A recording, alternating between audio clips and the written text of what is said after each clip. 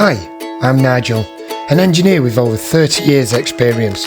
Join me on my adventures as I build new, repair old and restore beauty. This is Bleeding Rust.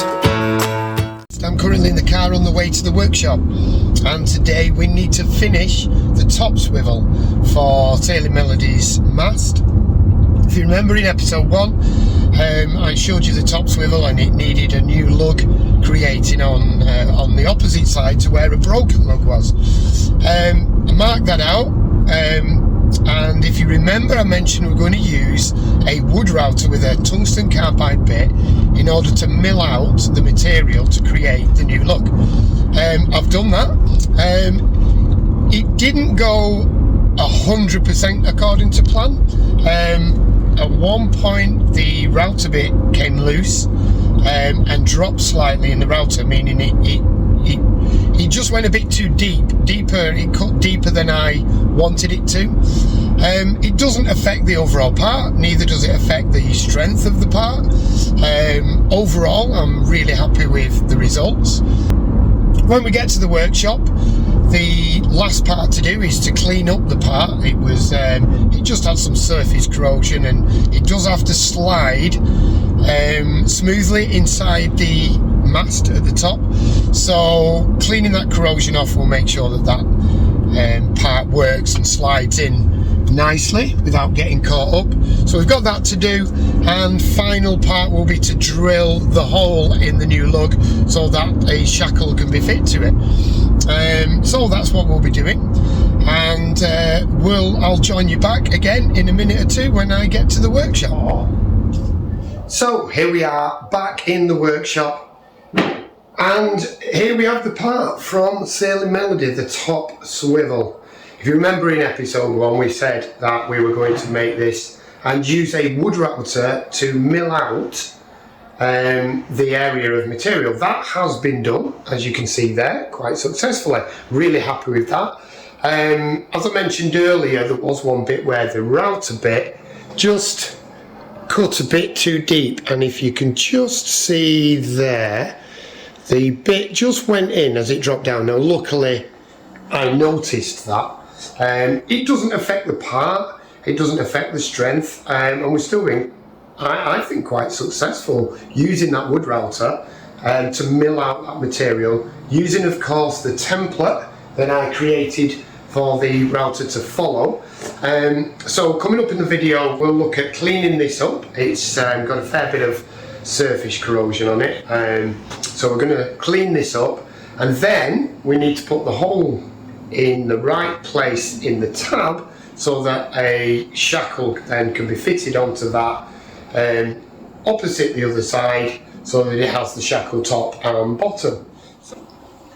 Okay, so to clean this part up, I'm going to be using my 4.5 inch angle grinder and a rotary wire brush. Now this is quite a soft wire brush because it's only aluminium, and we only want to take that surface corrosion off and give it a bit of a polish basically.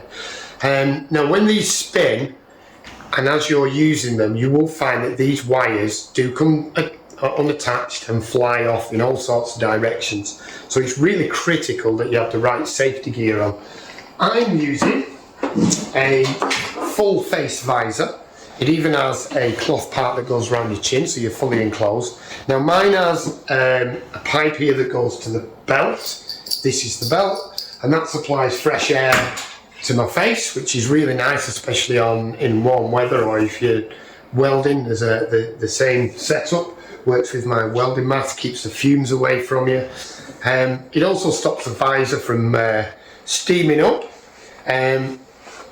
But it's really important, because what you don't want is these wires, as they fly off, going in your eye. You will know about it. If you're going to be doing this and using a rotary wire brush, make sure you wear full goggles, not just the safety glasses, because they have gaps in the nose and around the edges. Use a full face, the full sealed goggles if you're going to use goggles, but even better, use a full face visor. That's what I'm going to be doing. So I'm also going to be wearing gloves. Now I use these a lot. These are TIG welding gloves. You don't just need them for TIG welding. They're nice soft leather, but they give a good heat protection, a little bit of heat protection because they are welding gloves, but they're also quite tough. So I tend to use these a lot, even not just for welding.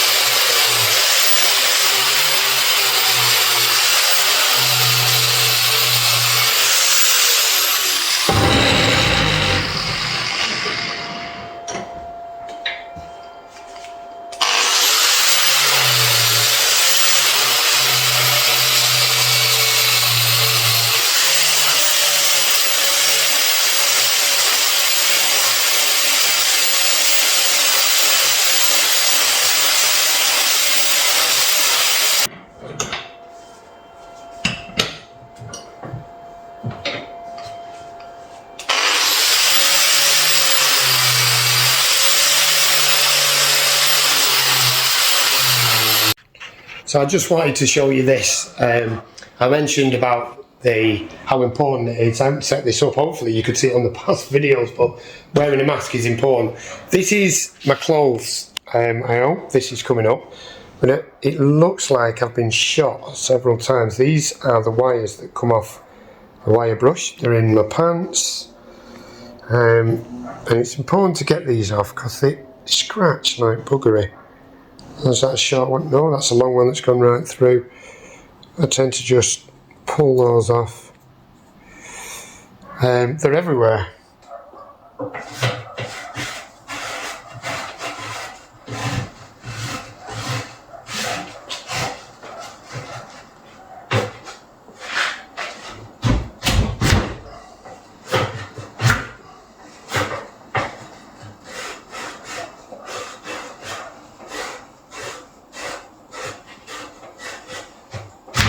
Okay, so here's an interesting conundrum. As you just saw, I tried to use the wire brush, and I can get the wire brush in, but I can't really get in at that corrosion. And I'm gonna see if I can show you what it's like on the inside. It's not easy to see, but it's corroded in here, and it's like that all the way down. Maybe it's easier. There you go, you can see there the corrosion inside there. It is still only surface corrosion, but that's going to, the pole that goes inside here, that's going to hinder that, etc. It's the same on the other end. So I want to get in there and I want to sand that out and I want to clean that out. And the conundrum is, how am I going to do that? So I'm going to show you a trick that we use inside, to do inside any sort of pipe or something like that. Now I haven't got one here, the tool that I'm thinking of. It is a homemade tool, it is a bit of a hack if you like. So I'm going to make that now and I'm going to use some threaded rod. This is M10 threaded rod, so I'm going to cut a piece of this off to make my shaft, so all will become evident. It's a great little trick and it works great. So first of all you need a piece of rod long enough to reach all the way in.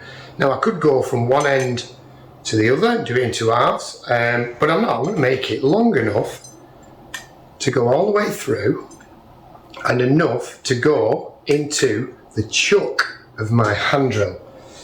So I want a piece that long, so I'm going to cut that first.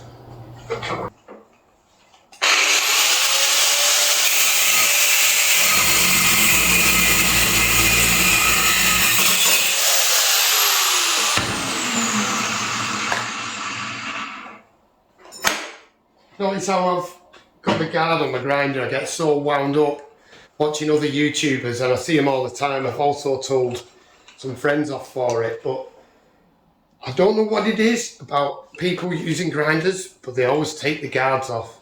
I have to say, if you have to take the guard off because there's a corner you need to get into, yeah, that's absolutely fine, but put the guard back on. And honestly, I use this, you know, so often. It's one of the most used tools that I have. And I'd say out of every 200 times I use the grinder, I might, if I'm lucky, have to take the guard off once. It's probably more than that. You know, it's probably close to 500 times I use a grinder, I have to take the guard off. But then I put it back on again. There's very few times when I don't need the guard on. When I was cutting just then, just checking the camera's still running. When I was cutting just then, I was able to steady the grinder by putting my thumb there and guiding it so it didn't wobble and I got the exact spot.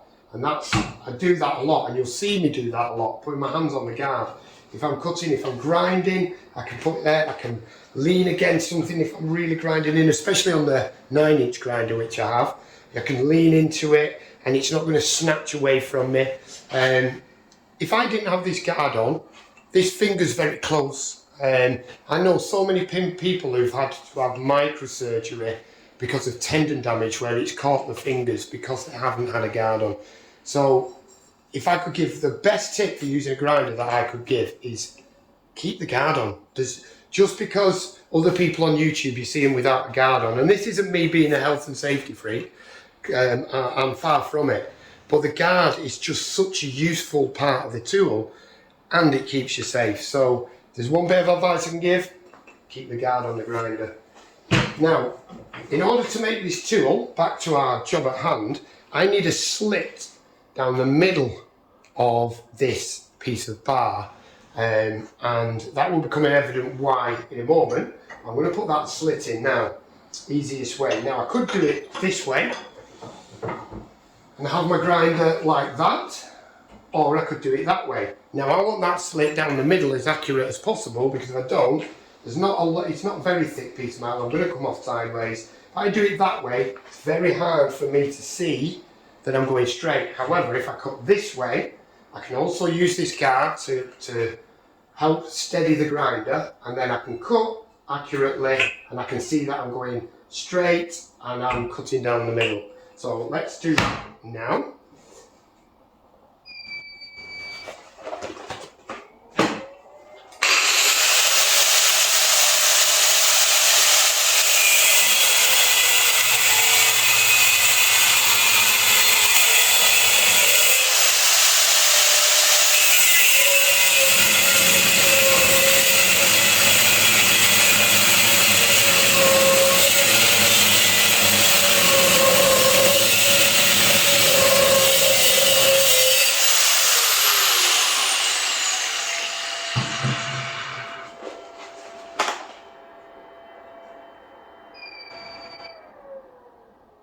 So, I've cut my slit.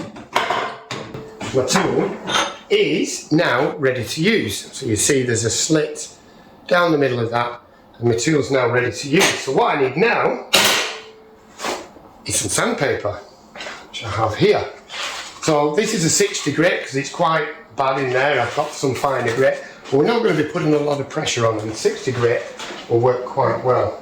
So what I'm going to do, I'm going to cut a strip of this, the width of the slit that I've got in my piece of bar.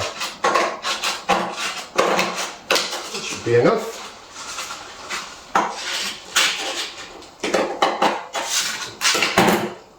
Now then, I'm going to be turning my drill clockwise like you would be drilling, so it's going to be going that way. So I need this to wind up the same way as I'm going to be turning my drill.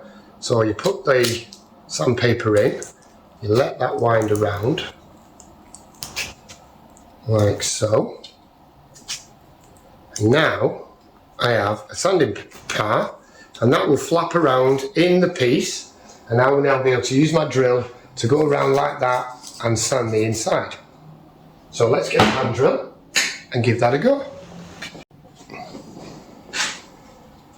So I've got my cordless drill and I'm going to place that.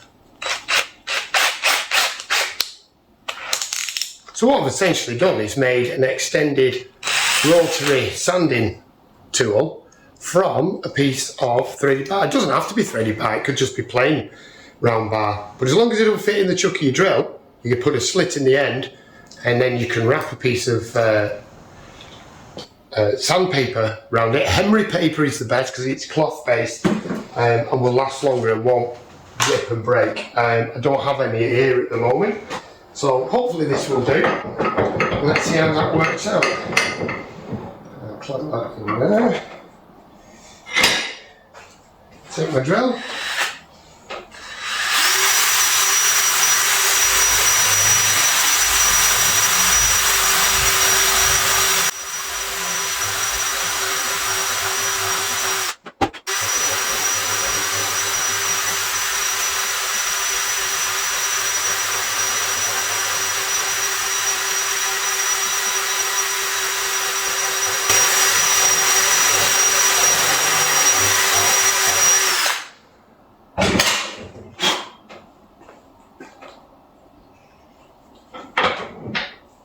There you go, done. No time at all, it's got rid of very difficult to see on the camera, but it's got rid of all that corrosion inside. That's all nice and clean now. Finally, I just want to do a little bit of tickling up where I've machined these bits, and we'll get the hole in the tab and this part's complete. So I'm going to measure, it looks like it's in the middle. That is 7 mil to the centre that way. I don't think this is hypercritical. Yeah, it's 7 million and 7 million. So it's not, I don't think that this measurement is hypercritical, it just needs clearance for the small shackles that are used to be able to go on and be able to move freely.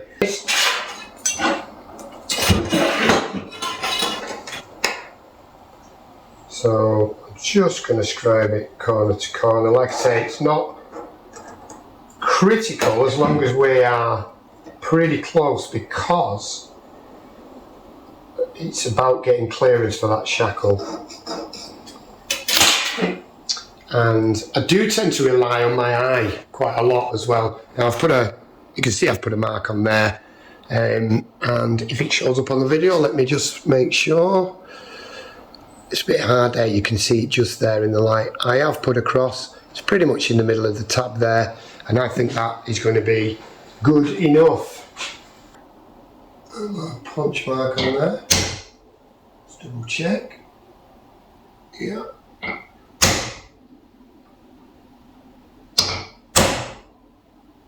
Yeah, I'm happy with that. Now, find out what size hole is already in it. It looks like it's for M6. So let's take an M6 and find out if that fits.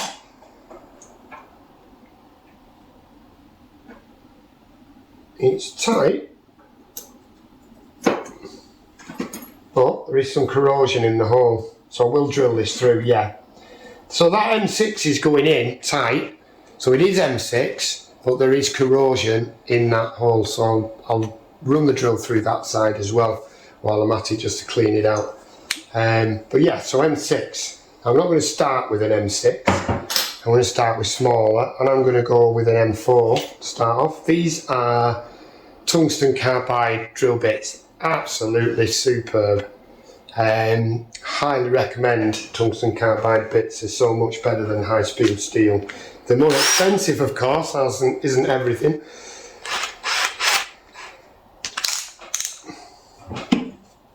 So hopefully I can do this without snapping my drill bit, which is usually most annoying. Okay. I'm trying to get this as straight as I possibly can. I'm straight on that way.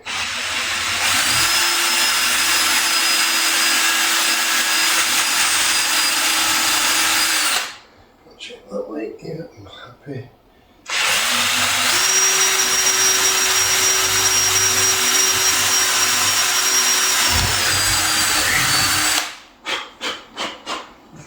Beautiful. Now I'm going to open up to M6.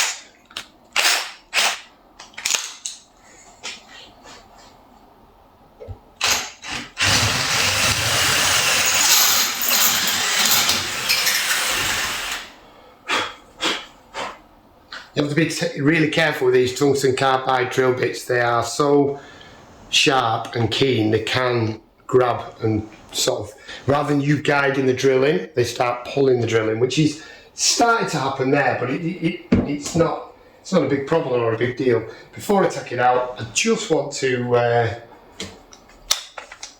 countersink those holes slightly just to take any burr off. So very gentle.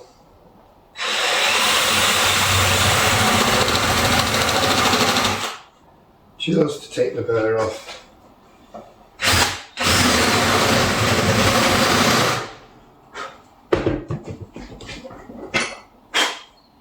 There we go, very nice. So that's the tab drilled.